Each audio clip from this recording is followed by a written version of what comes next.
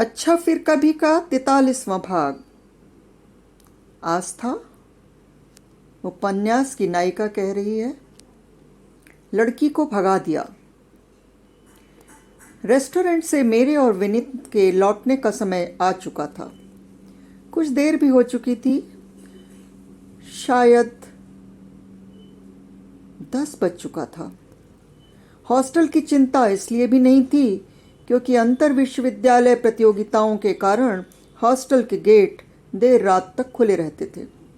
कई ऑटो बगल से निकले, लेकिन सब भरे हुए थे। मजबूरी में हमारा लौटना भी पैदल ही हो रहा था। मानसिक और शारीरिक दोनों तरह से हम थक चुके थे। कोई कुछ बोल नहीं रहा था, चुपचाप आगे बढ़ते जा रहे थे। दो एक ऑटो में भरे हुए लड़कों ने हमारी ओर मुखातिब होकर सीटी भी बजाई और कुछ फप्तियां भी कसी। कोई बोला रोमियो जूलियट, कोई बोला आवारा साले, कोई बोला अड्डा बना दिया है। मैंने विनीत को और विनीत ने मुझे देखा। हम भौचक्के के हो गए थे। आज ये सब क्या क्या हो रहा था हमारे साथ। शायद दिन ही खराब था। मुझे परेशान देखकर उसने बताया कि ये सभी लड़के भी खाना खाकर ही लौट रहे हैं, क्योंकि सभी बॉयज़ हॉस्टल में एक मेस बंद था। हमें ऑटो नहीं मिलना था, नहीं मिला। मैं चल रही थी और मन ही मन तय कर रही थी, अब पूरा ध्यान पढ़ाई में लगाऊंगी। कोशिश करूंगी कि विनीत से ना मिलूं। वह कह ही चुका है कि वह मुझे बेवकूफ़ बना रहा है। अपनी पोजीशन पूछने पर बिगड़ता है। उसके लिए मेरी कोई कीमत नहीं है। आज तो उसके इरादे एकदम साफ हो गए हैं। मैं और अंजू सिर्फ उसको पसंद नापसंद हैं। उसके लिए इस सब के कोई माने नहीं हैं। दीप्ति में लगता है उसका असली लगाव था, लेकिन अब तो वह भी जा चुकी है। कुछ दिनों में तो उसकी शादी भी हो जाएगी। मैं सचमुच बेवकूफ़ हूँ। यहाँ क्या करने आई थी और क्या करने लगी। अभी भी देरी नहीं हुई है। खुद को संभाल लेना है और पढ़ाई में ध्यान लगाना है। मेरा मन बुरी तरह मत गया था। विनीत क्या सोच रहा था मुझे मालूम नहीं, लेकिन उसने चलते चलते मेरा हाथ पकड़ लिया था। मैंने भी कोई विरोध नहीं किया, जबकि उसने यह तक कह दिया था कि मैं कुत्तों की तरह जोर से भौंकती हूँ। मैं क्यों इतनी कमज़ोर हूँ? क्यों इतनी बेवकूफ़ हूँ? क्या मेरे माँ बाप ने मुझे कुछ नहीं सिखाया या मैंने खुद कुछ नहीं सीखा? किसी लड़के के साथ आगे बढ़ने के पहले मुझे बहुत कुछ सोचना चाहिए था। मैं स्टूपिड तो हूँ, लेकिन क्यों पता नहीं, समझ नहीं पा रही थी। हम बेवास आवाज़ चल रहे थे, यहाँ तक कि हमें अपने चलने की आवाज़ सुनाई दे रही थी। बगल से कभी कभी कोई भरा हुआ ऑटो निकल जाता था। मुझे हॉस्टल छोड़ने के लिए विनीत भी मेरे साथ गर्ल्स हॉस्टल आ रहा था। वह मुझे कभी अकेला नहीं छोड़ता था, चाहे दिन हो या रात। वह हमेशा हॉस्टल के गेट के पास ही बाय कहता था। आज पता नहीं मेरे मुंह से बाय भी निकलेगा या नहीं। बेध्यानी और चुप्पी में चलते चलते एक दूसरे की उपस्थिति का एहसास गुम हो गया था। हम एक दूसरे का हाथ पकड़े थे, मगर कोई एहसास न था। पहले हाथ का पकड़ना भी सनसनी पैदा कर देता था। हम गर्ल्स हॉस्टल से लगभग 200 मीटर की दूरी पर रहे होंगे। अचानक बस स्टैंड के पीछे से पेड़ों के झुरमुट से 5-6 लड़के निकलकर बाहर आ गए। सब लंबे तगड़े, लगता है नशे में धुत थे।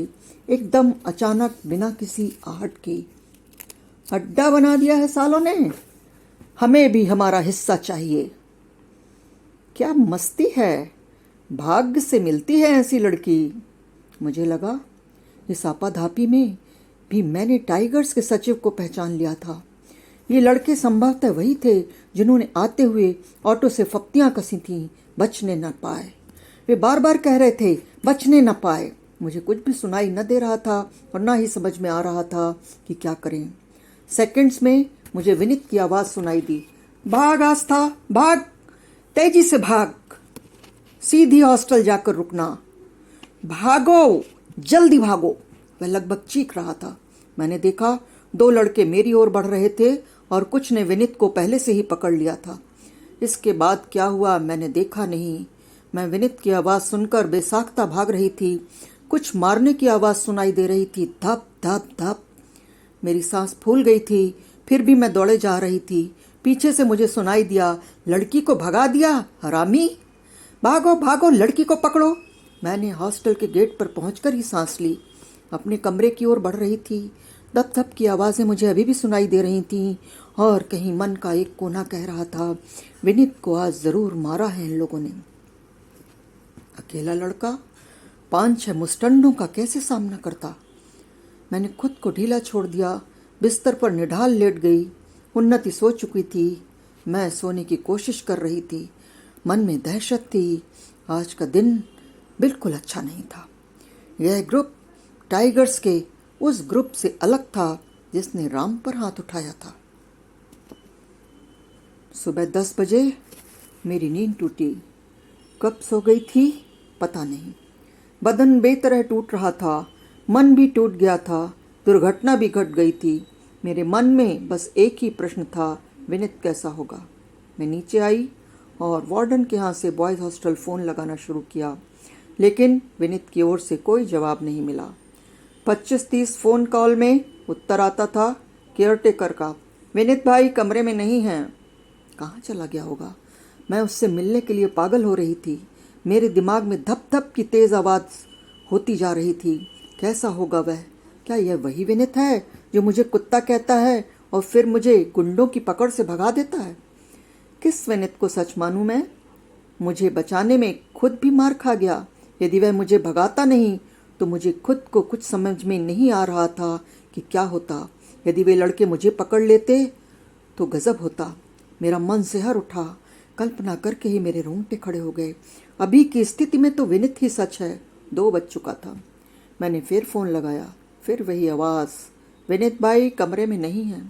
मुझे भूख लग गई थी। भूख तो किसी के लिए नहीं रुकती। मैं मेस की ओर गई, रोटी सब्जी लेकर खा ही रही थी कि आवाज़ सुनाई दी, आस्था बहन के लिए विजिटर हैं, जल्दी आओ। मैंने सोचा अभी कौन आया। फिर भी मैं विजिटर हॉल की ओर दौड़ी। देखा विनीत खड़ा था। मैं पास गई। उसका दाहिना होंठ कटा हुआ था, दाहिनी आंख और गाल फूले हुए थे, बायां हाथ उसने पट्टी के सहारे लटकाया हुआ था। उसका चेहरा और शरीर उसकी तकलीफ बयान कर रहा था। फ्रैक्चर है क्या? मैंने पूछा। नहीं, मगर दर्द बहुत ज़्यादा है। बैठो ना। आज पहली बार हम विजिटर्स हॉल में बैठकर बातें कर रहे थे। सवेरे से कुछ खाया है तुमने विनीत? हाँ। रात में कहाँ थे? मैंने पूछा। डॉक्टर को दिखाए हो? कहीं अंदरूनी चोट तो नहीं है? मेरे प्रश्नों का कोई अंत न था। वह बोला, थोड़ा दुखी था। एक बार में एक बात पूछो आस्था, डॉक्टर को सुबह 11 बजे दिखाया है। कोई फ्रैक्चर नहीं है, लेकिन चोटें ज़्यादा हैं। खून नहीं निकला, पैर पीठ छिल गए हैं, लेकिन दर्द का अंत नहीं है। लेकिन सुख है कि मैंने तुम्हें बचा लिया। यदि नहीं बचा पाता तो मैं खुद को जिंदगी भर माफ़ नहीं कर पाता। मैं सन्न थी। रात में कहाँ थे विनीत? मैं सुबह से फ़ोन कर रही हूँ। रत्नेश के कमरे में सो गया था। कमरे में अकेले रहने की हिम्मत न थी। मेरा रूममेट घर गया हुआ है। डॉक्टर के यहाँ से सीधे तुम्हारे पास आ रहा हूँ। बहुत दर्द है आस्था। मैं उसे देख रही थी, सोचने समझने की स्थिति में न थी।